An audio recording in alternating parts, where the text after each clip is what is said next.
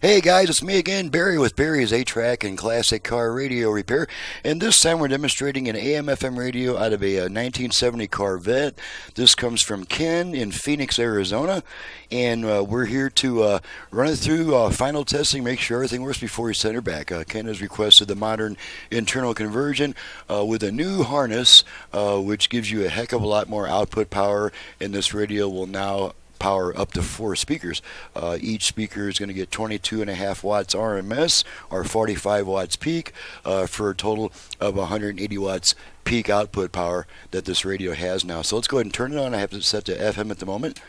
And I'm just going to run through all the presets so I don't have to play the songs very long. Outside assistance and access. Okay, going to switch it over to AM, and we get one strong AM station around the center. Go into teaching. I don't know if it's true, but what I feel okay, there's our strong AM station. So we'll leave it on here while we demonstrate our virtual balance and fader functions. This radio now has both a left-right balance control and a front-rear fader.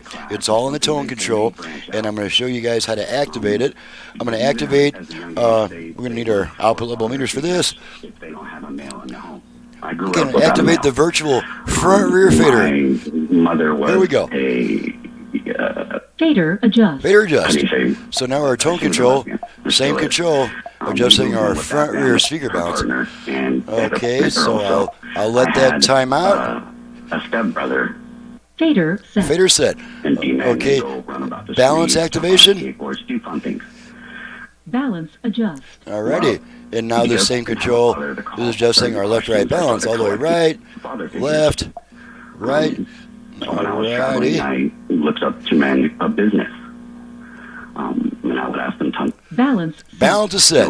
Alright, let's make sure the dial light works, and I'm sure you can see that. Just do this, and you can see that light flashing on and off and respond right through that opening right there. Because of him, because of the advice. You see that light flashing on and off. And that's it. There's not much to test on just the radio. I'm so used to having a radio with an 8-track that these tests that are only the radio seem very, very sharp. But it's fully tested. She's ready to go back, and I'm ready to get on to the next job.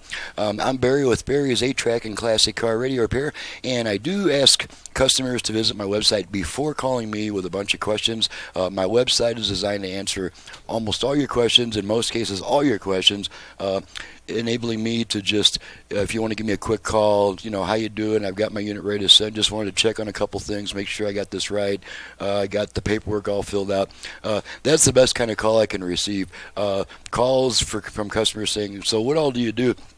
I'm just not going to respond to that. You really need to visit my website before calling me with general questions. So my website and phone number are in the description below. Thanks so much for watching and listening. Thank you, Ken, for your business from nearby Phoenix, and we'll see you guys next time.